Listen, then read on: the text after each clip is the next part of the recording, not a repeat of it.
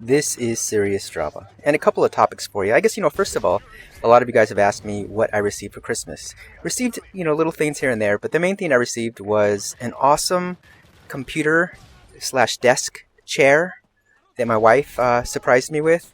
It's not a really, really super expensive chair or anything, but, it's just perfect. I didn't really have one. I used to kind of sit on just a table chair at my desk area, so it kind of made my Christmas. Me and my wife usually don't get each other anything, sometimes not anything at all. We just concentrate on the kids and family and stuff.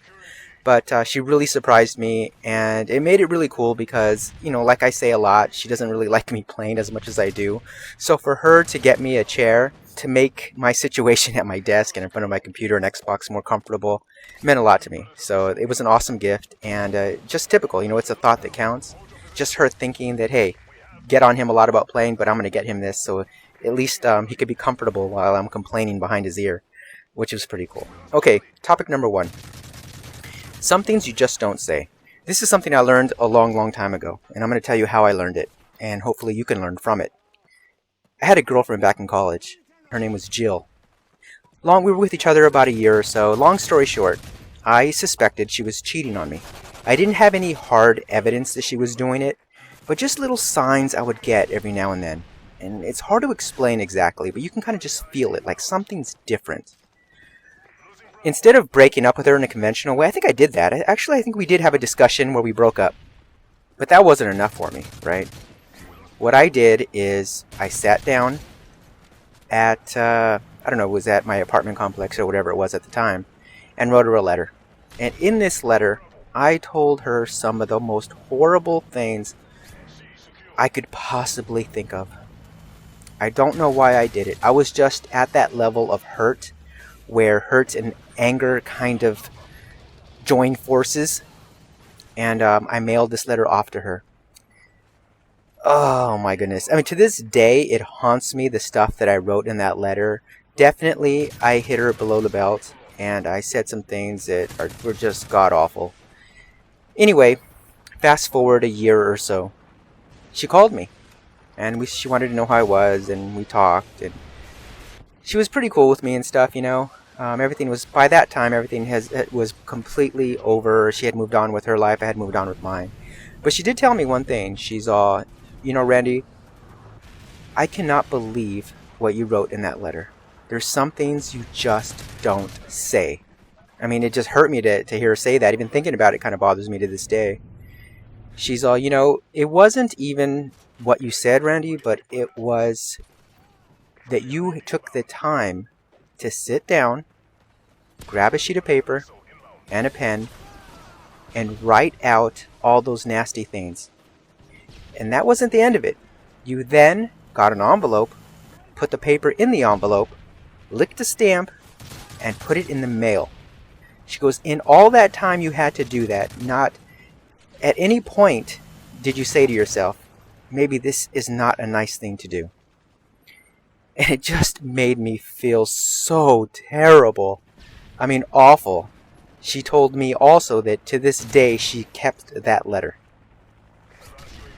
I don't know why, but she did. At that point, I kind of learned there's just some things you just don't say, even if they're true or not. And I kind of lived my life by that because of that set of circumstances that happened to me many years ago. And I suggest you do the same. Sometimes, although you could say something that may make you feel better, I'm thinking back on it now, yeah, at the moment it made me feel better to kind of send her that letter and say, haha, here, this is what I think of you. But look at all these years later, I still have regret about that. So sometimes it's best just to keep your mouth shut. Anyway, that's a lesson. Another thing is, the best COD player on YouTube. Now, me and my friends in an Xbox lobby will have this debate from time to time. And we kind of joke with each other like, oh yeah, if Woody's gamertag asked so-and-so invited so-and-so to a game right now, they would leave in a split second. And they tell me, oh yeah, so would you, Drama. And I'm like, no, I wouldn't. There is only one commentator. And we're talking big commentators, okay? There's only one commentator that I would get up and ditch my friends and leave, and then of course I would come back and apologize, but to me he's the best player on YouTube. the best commentator on YouTube, does absolutely positively the best live comms on YouTube, and that's Xcal, Xcalazors. Now, you may look at my playstyle and his playstyle, and we could not be we could not be more different, right? He's just a monster at the game. And the reason why I have so much respect for him and for his gameplay and his commentary, everything just flows so naturally. He has a very unique sounding voice that I think that makes him kind of separates him from the rest. His playstyle is just awesome, fast-paced, rusher. Man, I just think the world of that dude. I really do, and I don't consider myself a fanboy of any of the big commentators. I know that I've mentioned Wings of Redemption quite a few times because I'm a huge fan of his, because I can incorporate his playstyle into mine. Listen, I don't have the fastest reflexes in the world, I'm not the best shot in the world, but Wing shows me spots on a map to go to when I'm having a rough time of it. Or spots to look out for campers in, you know what I mean? So I learn a lot from him. But Xcalazors to me is the best player on YouTube. I've modeled so much of the even the game type that I play. As you know, I play Domination 95% of the time. It was probably 100% of the time in Black Ops, because Xcalazors or Xcal said that's all he played.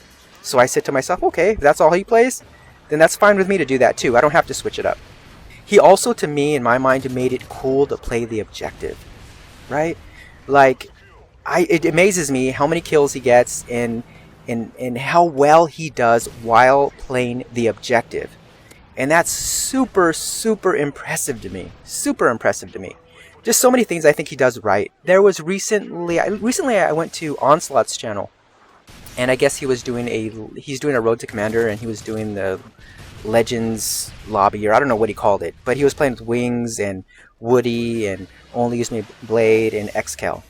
And that's when it really hit me of how huge of an Xcal fan I was, because I was mad or frustrated at the fact that I could hear Onslaught really well, Woody really well, but I could hardly hear Xcal. And I was like, man, how do I adjust this to mute them out? And I love them too, don't get me wrong, I'm not putting them down. But to me, Xcal is the cream of the crop. Just fabulous. If any of you guys want to start doing live comms, I highly recommend look up Xcal. Now, it's hard to say because I don't see how it could be true, but I know many people, well, I know a few people that don't like Xcal. They don't find his gameplay entertaining whatsoever. I don't see how that's even possible, but for somebody who's like a tryhard like me, man, to see him play is just unbelievable. I mean, love to watch him play. He is, if I am a fanboy of anyone, it would definitely be Xcal. So I want you guys to do me a favor, and in the comments below, tell me who you are a fanboy of. And we're talking the big commentators here, okay? Who do you just love to watch, and who's a can't-miss video for you? I'm really interested to hear about that. So this has been SeriousDrama with a commentary. Be kind, be good, be safe. I'll talk to you all very soon. I'm out.